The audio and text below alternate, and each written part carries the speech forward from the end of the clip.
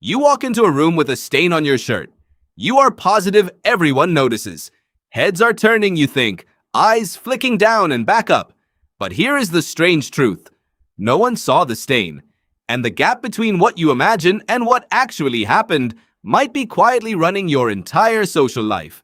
Psychologists call it the spotlight effect, the tendency to believe you are far more noticed and remembered by others than you actually are. You feel like the main character in everyone else's story.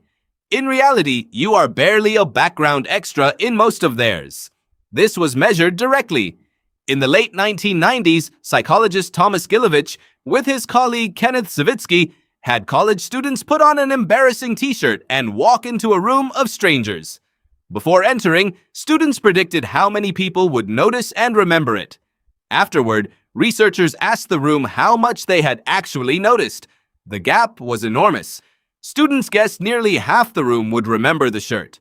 In reality, it was closer to 1 in 4. Why does your brain make this mistake so consistently? Because you are the one person who can never stop being aware of yourself. Your stained shirt, your shaky voice occupy your entire field of attention because you are inside your own head every second. Other people are inside theirs, replaying their own awkward moments, worrying about how you perceive them. Everyone is the star of their own movie and a minor character in everyone else's. The sociologist Erving Goffman proposed decades earlier that social life works like theater, with people performing roles for an audience. What later research like Gilovich's revealed is that the audience isn't paying nearly as much attention as you assume. Everyone is busy managing their own act. This isn't only about embarrassment. The same effect distorts your memory of achievements too.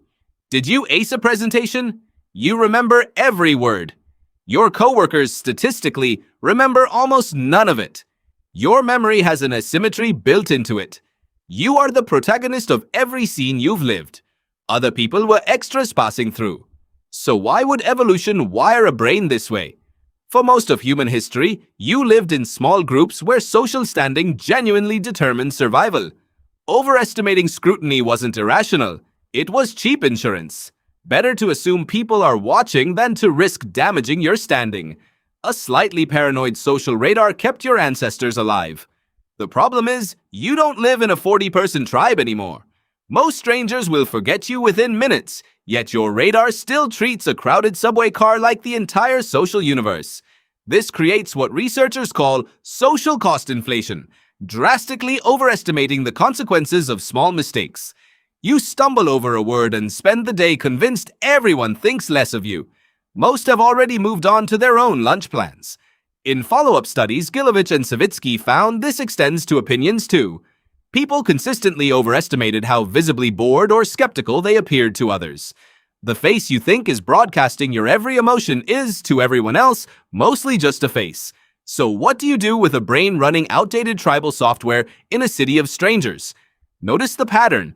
Next time you replay an awkward moment, remember you're likely the only one still replaying it. The room has moved on. This doesn't mean people never notice anything. It means the volume of your self-consciousness is turned up to a level no one else can hear. There's something freeing in this. If the spotlight following you everywhere is mostly imaginary, a huge portion of social anxiety is built on a faulty estimate, not real judgment. The bad haircut, the joke that didn't land. These feel enormous because you are the only audience member who never leaves the theater. So next time you walk in, convinced every eye is on you, remember the t-shirt experiment. Everyone else is busy starring in their own story, narrating their own performance to an audience that, in truth, was barely watching at all. You are not invisible, but you are far less observed than the spotlight in your mind insists. And maybe the most honest thing you can do is finally let the spotlight dim.